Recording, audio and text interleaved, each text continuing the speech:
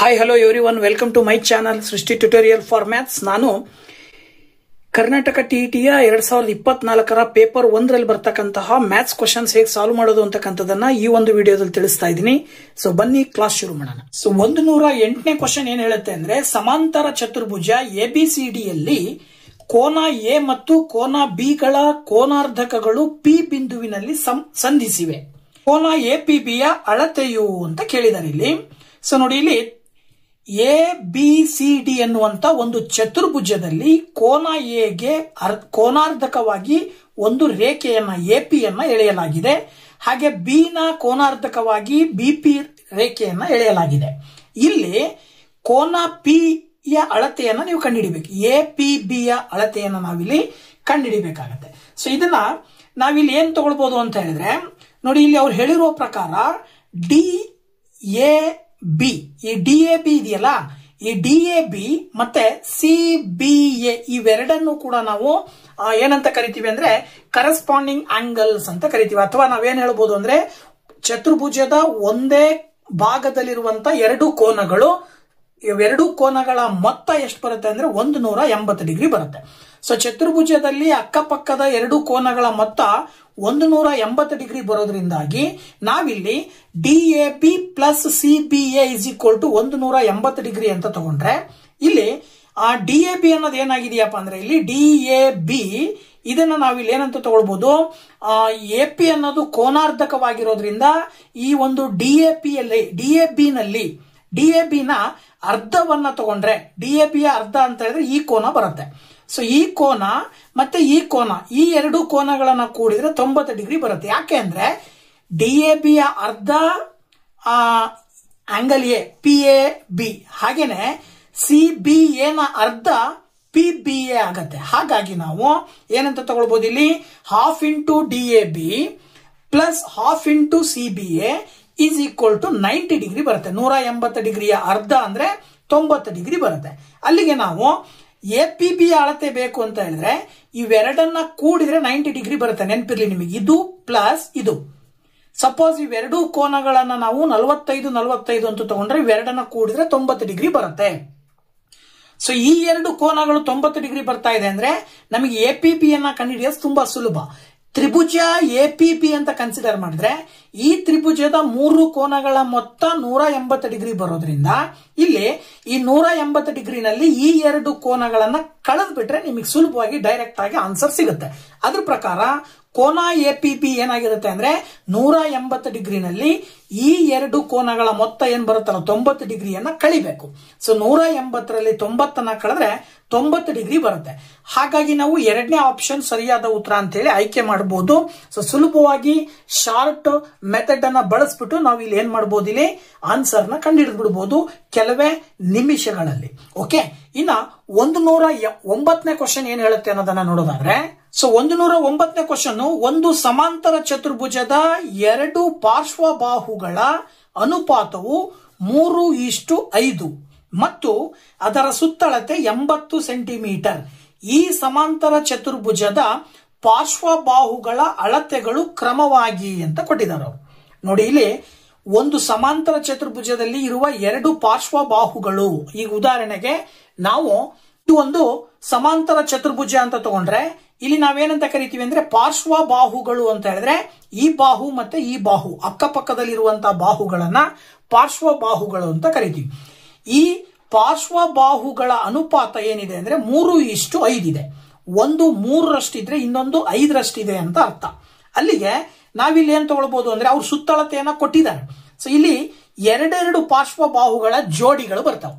ಯಾವಪ್ಪ ಅವು ಜೋಡಿಗಳು ಅಂತ ಹೇಳಿದ್ರೆ, ಇಲ್ಲಿ 3 ಮತ್ತೆ 5 ಇದ್ರೆ ಈ ಕಡೆ ಏನ್ ಬರುತ್ತೆ, ಇದು ಕೂಡ 3 ಇರುತ್ತೆ, ಇದು ಒಂದು 5 ಇರುತ್ತೆ. ಅಲ್ಲಿಗೆ ಎರಡು ಜೋಡಿಗಳು ಬರ್ತವೆ.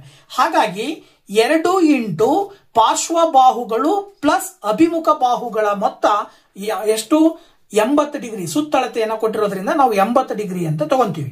ಅದ್ರ ಪ್ರಕಾರ 2 ಇಂಟು ಇವೆರಡನ್ನ 80 ಅಂತ ತಗೊಂಡ್ರೆ 80 ಡಿವೈಡೆಡ್ ಬೈ 2 ಮಾಡಿದ್ರೆ ನಮಗೆ ಎಷ್ಟು ಬರುತ್ತೆ, 40 ಬರುತ್ತೆ.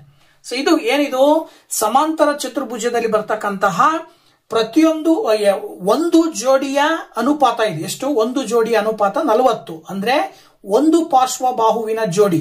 ಇದು 3 ಮತ್ತೆ 5 ಅಂತ ತಗೊಂಡ್ರೆ ಇದಿಷ್ಟದ್ದು ಸುತ್ತಳತೆ ಏನ್ ಬರುತ್ತೆ 40 ಬರುತ್ತೆ ಅಂತ ತಗೊಂಡ್ರೆ ಇಲ್ಲಿ ಅನುಪಾತವನ್ನು ಕೊಟ್ಟಿದ್ದಾರೆ 3:5.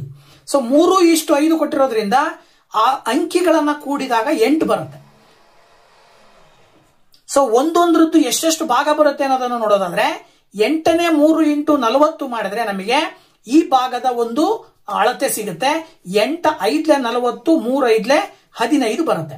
ಹಾಗೇನೆ ಈ ಭಾಗದ ಅಳತೆ ಬೇಕು ಅಂದಾಗ 8ನೇ 5 × 40 ಮಾಡಿದ್ರೆ 8 5 40, 5 5 25 ಬರುತ್ತೆ.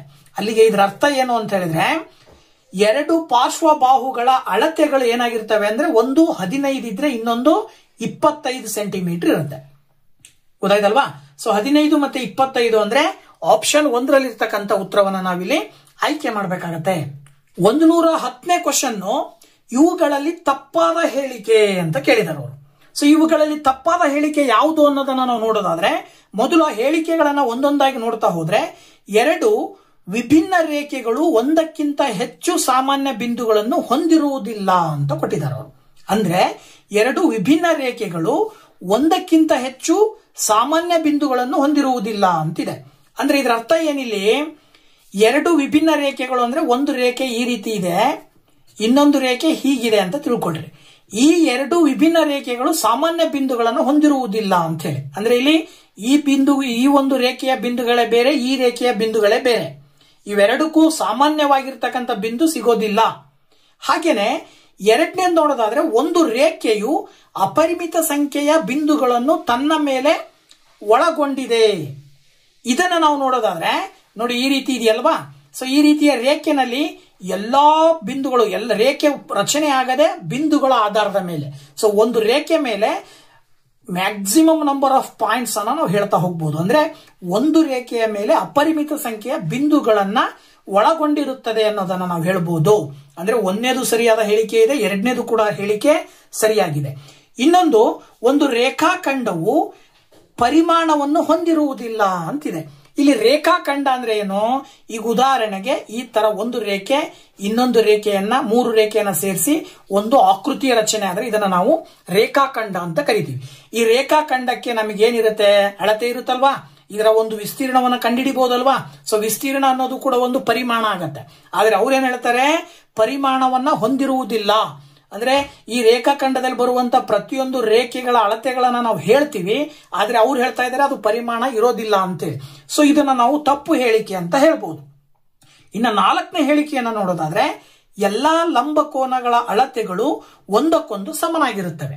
ಸೊ ಇದು ಒಂದು ಲಂಬಕೋನ ತ್ರಿಭುಜ ಇದೆ ಅಂದ್ರೆ ಇನ್ನೊಂದು ಲಂಬಕೋನ ತ್ರಿಭುಜ ಇದೆ ಅಂದ್ರೆ 2 ಲಂಬಕೋನ ತ್ರಿಭುಜದ ಕೋನಗಳನ್ನ ನೋಡಿದಾಗ ಒಂದಕ್ಕೊಂದು ಸಮ ಇರ್ತಾವೆ. ಇದ್ರದ್ದು ಕೋನ 90 ಡಿಗ್ರಿ ಇದೆ ಅಂದ್ರೆ ಇದ್ರದ್ದು ಕೂಡ ಕೋನ 90 ಡಿಗ್ರಿ ಇರುತ್ತೆ. ಇದರ ಆಧಾರದ ಮೇಲೆ ಎಲ್ಲಾ ಲಂಬಕೋನಗಳ ಅಳತೆಗಳು ಒಂದಕ್ಕೊಂದು ಸಮನಾಗಿರುತ್ತವೆ ಅಂತ ಹೇಳ್ತೀವಿ. ಸೊ ಇಲ್ಲಿ ಕೊಟ್ಟಿರುವ 4 ಹೇಳಿಕೆಗಳಲ್ಲಿ 3ನೇ ಹೇಳಿಕೆ ತಪ್ಪಾಗಿದೆ. ಸೊ ನಿಮಗೆ ತಪ್ಪಾದ ಹೇಳಿಕೆಯನ್ನ ಗುರುತು ಹಿಡಿರಿ ಅಂತ ಕೇಳಿರೋದ್ರಿಂದ ನೀವು 3ನೇ ಆಪ್ಷನ್ ಅನ್ನ ಆಯ್ಕೆ ಮಾಡಬೇಕಾಗತ್ತೆ. ಓಕೆ, 111ನೇ ಕ್ವಶನ್ ನೋಡೋದಾದ್ರೆ ಇದು ಕೂಡ ಚಿತ್ರವನ್ನ ನೋಡಿ ಕ್ವಶನ್ಗೆ ಆನ್ಸರ್ ನ ಹೇಳಬೇಕಾಗತ್ತೆ. ಕೊಟ್ಟಿರುವ ಚಿತ್ರದಲ್ಲಿ ಕೋನ OAP = 25 ಡಿಗ್ರಿ. ಒಂದು ವೃತ್ತ ಇದೆ, ವೃತ್ತದ ಕೇಂದ್ರ O ಆಗಿದೆ. ಈ O ದಿಂದ A ಗೆ ಒಂದು ರೇಖೆ, ಹಾಗೆ O ದಿಂದ B ಗೆ ಒಂದು ರೇಖೆ, ಇವೆರಡನ್ನ ನಾವು ಈ ವೃತ್ತದ ತ್ರಿಜ್ಯ ಅಂತ ಕರಿತೀವಿ. ಹಾಗೇನೆ ಈ ತ್ರಿಜ್ಯದ ತುದಿಯಿಂದ ಪರಿಧಿಯ ಮೇಲೆ ಒಂದು ಪಾಯಿಂಟ್ ಮಾರ್ಕ್ ಮಾಡಿ ಅದಕ್ಕೆ ಲೈನ್ ಹಾಕಿದ್ದಾರೆ.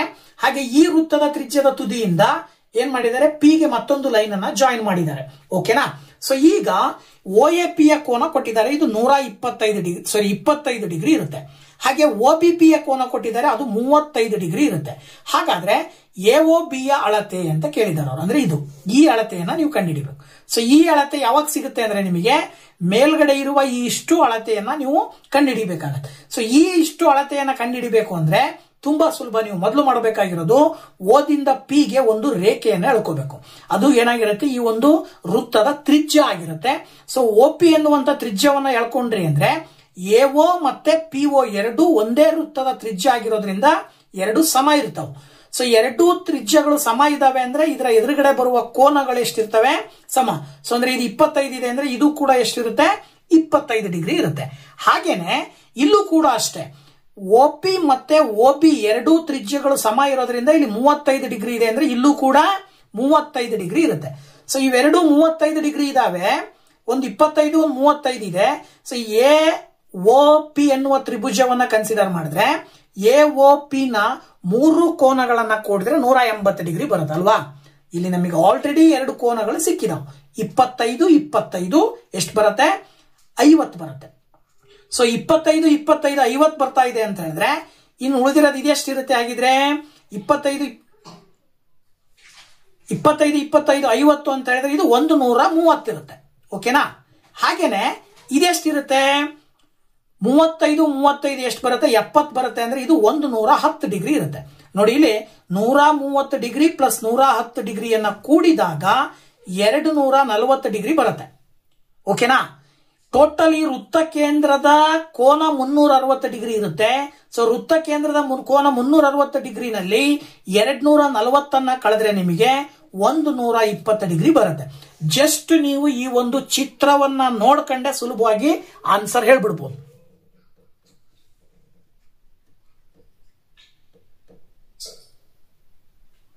ಹಾಗೆ ಅಥವಾ ಇನ್ನೊಂದು ರೀತಿಯಲ್ಲಿ ಹೇಳೋದಾದ್ರೆ ನೋಡಿ, ಇಲ್ಲಿ ಕೋನ OPI ಇಸ್ ಈಕ್ವಲ್ ಟು ಕೋನ OAP is equal to 25 degree. ನಾನು ಆಗ್ಲೇ ಹೇಳಿದಾಗೆ ಇವೆರಡು ಈ ಕೋನ 35 ಡಿಗ್ರಿ ಬರುತ್ತೆ.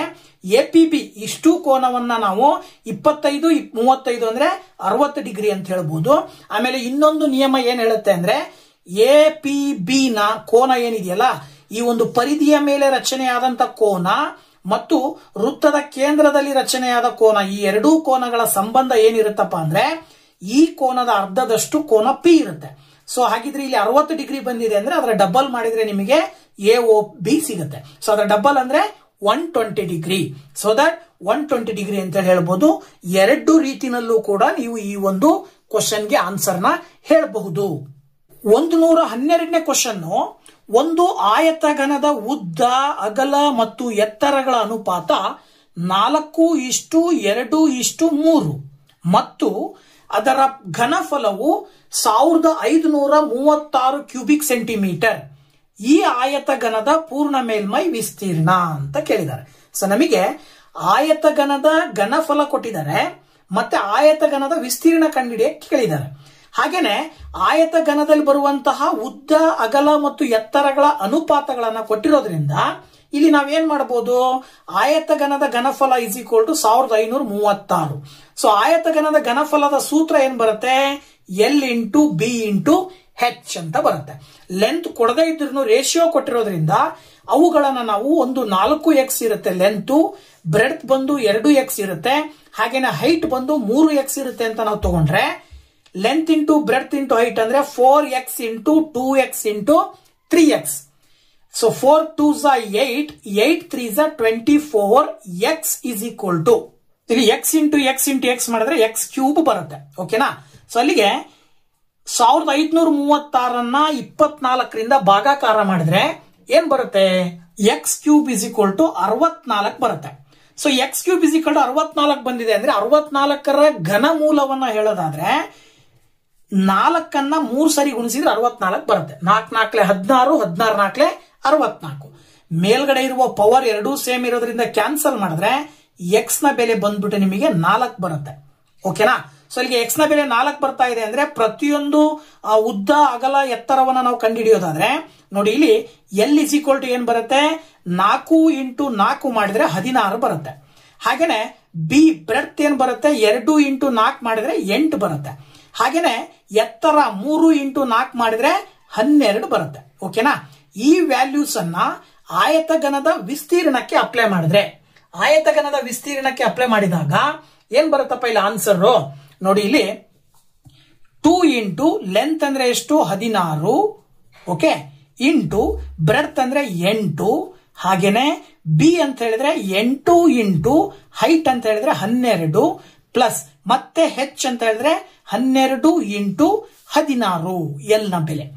ಇದಿಷ್ಟನ್ನ ನೀವು ಸುಲಭ ರೂಪಕ್ಕೆ ತಂದಾಗ ಫೈನಲ್ ಆನ್ಸರ್ ಬಂದ್ಬಿಟ್ಟು ನಿಮಗೆ ನೋಡಿ ಇಲ್ಲಿ 2 ಇಂಟು 16 ಮತ್ತೆ 8 ಗುಣಿಸಿದ್ರೆ 16 ಇಂಟು 8 ಎಷ್ಟು ಬರುತ್ತೆ?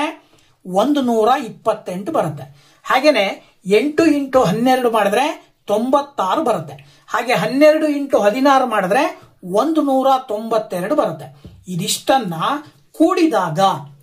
ಕೂಡಿದಾಗ ನಿಮಗೆ ಏನ್ ಬರುತ್ತಲ್ಲ ಅದನ್ನ 2ರಿಂದ ಗುಣಾಕಾರ ಮಾಡಿದ್ರೆ 198, 96 ಮತ್ತೆ 192. ಸೊ 128, 96 ಮತ್ತೆ 192ರ ಬೆಲೆ 416 ಬರುತ್ತೆ. 416 2ರಿಂದ ಗುಣಾಕಾರ ಮಾಡಿದ್ರೆ 832 ಬರುತ್ತೆ. ಸೊ ಅಂದ್ರೆ ಅಲ್ಲಿಗೆ 832 ಸ್ಕ್ವೇರ್ ಸೆಂಟಿಮೀಟರ್ ಆ ಒಂದು ಆಯತಘನದ ವಿಸ್ತೀರ್ಣ. ಹಾಗಾಗಿ ಆಪ್ಷನ್ 4ರಲ್ಲಿ ಇರ್ತಕ್ಕಂಥ ಉತ್ತರವನ್ನ ನಾವು ಆಯ್ಕೆ ಮಾಡಬಹುದು. Next 113th question. ಒಂದು ಗೋಳದ ಘನಫಲವು 288 ಪೈ ಸ್ಕ್ವೇರ್ ಸೆಂಟಿಮೀಟರ್. ಹಾಗೇನೆ ಈ ಗೋಳದ ಮೇಲ್ಮೈ ವಿಸ್ತೀರ್ಣ ಎಷ್ಟು ಅಂತ ಕೇಳಿದರು. ಸೊ ಗೋಳದ ಘನಫಲದ ಬೆಲೆಯನ್ನ ಕೊಟ್ಟಿದ್ದಾರೆ, ಅದೇ ಗೋಳದ ಮೇಲ್ಮೈ ವಿಸ್ತೀರ್ಣವನ್ನ ಕಂಡುಹಿಡಿಯಿರಿ ಅಂತ ಕೇಳಿದ್ದಾರೆ. ಸೊ ಗೋಳದ ಘನಫಲ ಕೊಟ್ಟಿರೋದನ್ನ ಬರ್ಕೊಂಡು ಗೋಳದ ಘನಫಲ ಕಂಡುಹಿಡಿಯಲಿಕ್ಕೆ ನಾವು 4/3 πr³ ಅನ್ನುವಂತಹ ಸೂತ್ರವನ್ನ ಬಳಸ್ತೀವಿ. ಸೊ ಇಲ್ಲಿ ವ್ಯಾಲ್ಯೂ ಅನ್ನ ನೋಡಿದಾಗ 4/3 ಪೈ ಹಾಗೆ ಬರ್ಕೊಳ್ಳಿ. ಹಾಗೇನೆ ಆರ್ ಅಂತಕ್ಕಂಥದ್ದು ಏನಿದೆಯಲ್ಲ r³ ಏನ್ ಬರುತ್ತೆ 288. ಈಗ ನೀವು r³ ಇಲ್ಲೇ ಇಟ್ಕೊಂಡು ಮತ್ತೆ ಪೈ ಅನ್ನ ಇಲ್ಲೇ ಇಟ್ಕೊಂಡಿರ್ಬೇಕಿದ್ರೆ ಸೊ 4/3 ನ ಈಕ್ವಲ್ ಇಂದ ಆ ಕಡೆ ಕಳಿಸಿದ್ರೆ ಏನಾಗತ್ತೆ. ಸೊ ಇಲ್ಲಿ ಆಕ್ಚುಲಿ ಇಲ್ಲೂ ಕೂಡ ಪೈ ಇದೆ, ಆಗ ನಿಮಗೆ ಡೈರೆಕ್ಟ್ ಆಗಿ ನಾವು ಪೈ ಕ್ಯಾನ್ಸಲ್ ಆಗುತ್ತೆ. r³ 288. 4/3 ಲೆಫ್ಟ್ ಸೈಡ್ ಇಂದ ರೈಟ್ ಸೈಡ್ ಹೋದ್ರೆ ಅದರ ರೆಸಿಪ್ರೋಕಲ್ ಅನ್ನ ಬರಿತೀವಿ, ಅಂದ್ರೆ 3/4 ಅಂತ ಬರ್ಕೊಂತೀವಿ. 4ರಿಂದ 288 ಭಾಗಾಕಾರ ಮಾಡಿದ್ರೆ 4 7 28, ಹಾಗೇನೆ 4 2 8, 72 ಇಂಟು 3 ಬರುತ್ತೆ.